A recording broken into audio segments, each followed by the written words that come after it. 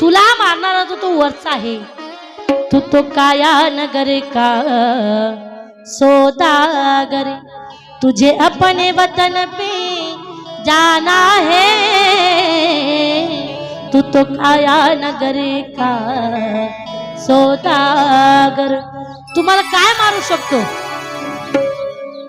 तुझा पतंग, तुझी दोरी आहे ना, ती त्या देवाच्या हातामध्ये. मला काय मारू शकतो तू? कारण तो राजा कोण होता माहितीये का? जो रहुगण नावाचा राजा आहे पालखीमध्ये बसून आलेला, तो म्हणजे हरिण होता. हरिण पाठीमागच्या जन्मातलं. त्या राजामुळं, त्या हरणामुळं या भरत राजाला पुन्हा जन्म घ्यावा लागला होता. म्हणून त्या जन्मेचं ज्ञान आता या ठिकाणी भरत राजा रहुगण राजाला उपदेश करतात की बाबा तू मला मारू शकत नाहीये. तुला मारणारा तो वरचा आहे. उपदेश करतात तू पतंग आहे पतंग, पण तुझी दोरी जी आहे ना त्या देवाच्या हातामध्ये आहे. पतंग कितीही उंच उडाला ना, पण दोरी ठेवायची चांगली की कट करायची त्या देवाच्या हातामध्ये आहे. पांडुरंगा पांडुरंगा मी पतंग तुझ्या हाती धागा. आपण पतंग आहोत.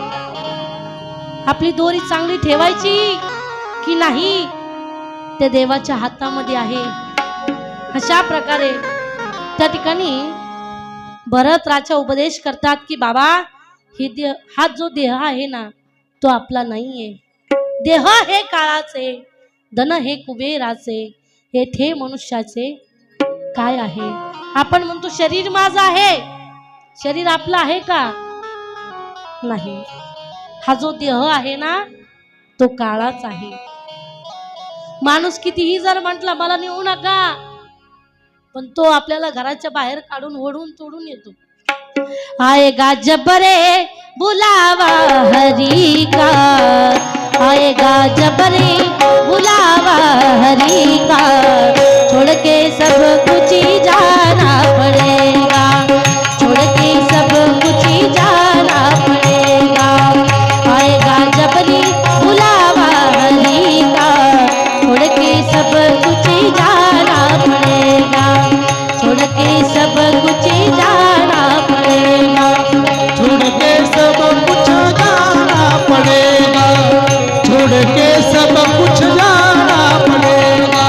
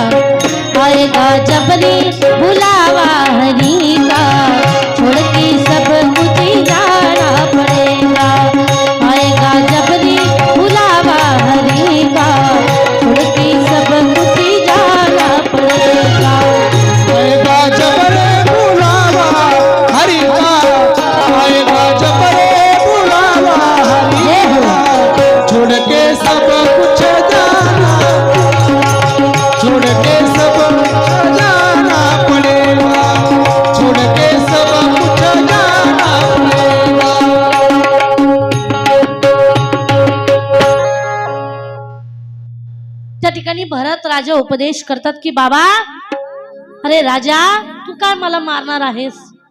तुला मारणारा सुद्धा एखादा असेल वरती. गोड उपदेश करतात. ही जी जिंदगी आहे ना, हे आयुष्य आहे ना आपल्याला राजा, ते देवाचं भजन करण्याकरता मिळालेलं आहे, भाड्यानं मिळालेलं आहे. महिला मंडळ एखाद्याचं पीठ जर आपण नाही दिलं, उसनं आणलेलं तरीही चालेल, पण हे शरीर आपल्याला देवाला द्यावंच लागणार आहे. त्याचं आहे, त्यांनी आपल्याला दिलंय, परत त्याला द्यावंच लागणार आहे. एखाद्या शहरामध्ये आपण नोकरी करता जावं एखादी रूम आपण भाड्यानं केलेली आहे, त्या रूमला कितीही किमतीचा आपण कलर जर दिला, रंग दिला, मला सांगा ते घर, ती रूम आपली होणार आहे का?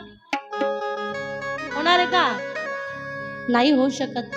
तसं हे शरीर आपण देवाकडून उसनं आणलंय, भाड्यानं आणलंय वापरण्याकरता. आपलं नाहीये, त्याला द्यायचंय हे आपल्याला कळतंय. पण तरी सुद्धा आपण संसारामध्ये गुंतलोय. त्याचं ज्ञान नाहीये, त्याचा विसर पडलाय आपल्याला की देवाने हे शरीर दिलंय. जिंदगी का किराए का घर है, एक ना एक दिन बदलना पड़ेगा.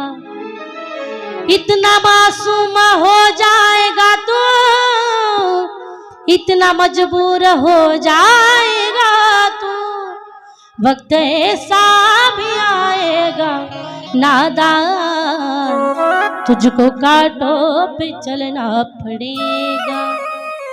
जिंदगी का किराए का घर है, एक ना एक दिन बदलना पड़ेगा.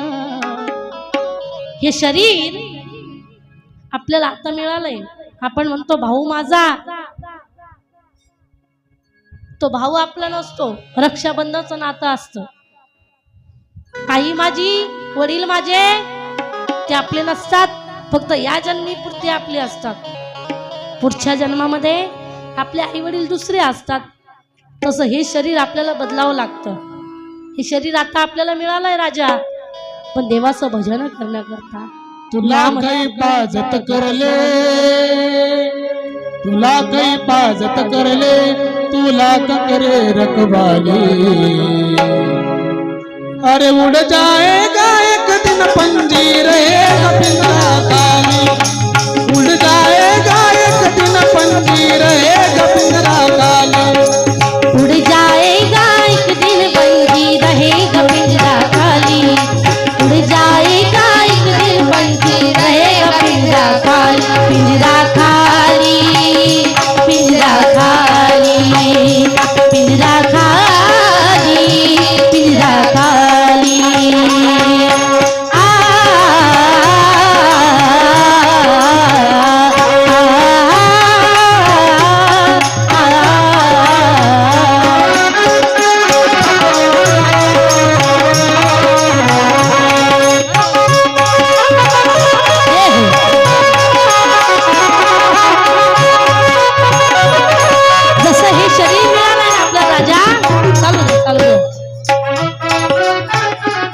गीतकाराने वर्णन केलंय की एखादा पिंजरा असावा, पिंजरा, आणि त्या पिंजरामध्ये आपण जबरदस्तीने पोपट आणलंय. पोपट, त्या पोपटाला आपण कितीही जीव लावा, जर पिंजरा उघडला ना आपण, तो पोपट उडून जातो. तसं हे शरीर आपल्याला मिळालंय, देवाने दिलंय. तू किती काही कर, चांगल्या साबणी लाव, भारीतल्या भारी क्रीमा लाव, पावडर लाव, तरीही शरीर आपल्याला सोडून जायचंय.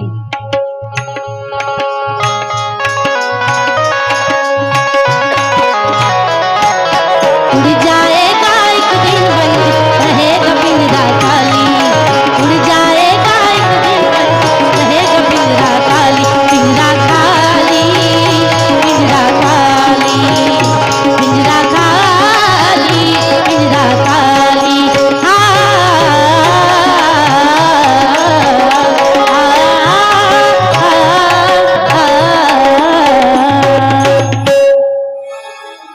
वा, सुंदर गीत गायलंय बरं का महाराजांनी.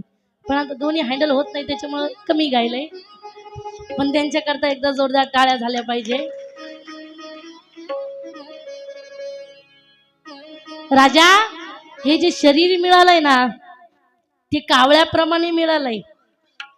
जसं आंधळ्याच्या टाळीमध्ये कावळा यावा आणि उडून जावा भरदेसी, तसं हे शरीर मिळालंय. तुम्ही म्हणताल कावळ्याप्रमाणे नक्की कसा? बाल हट्ट, स्त्री हट्ट हा पुरावाच लागत असतो. बाल हट्ट कशासाठी असतो? कशासाठी असतो?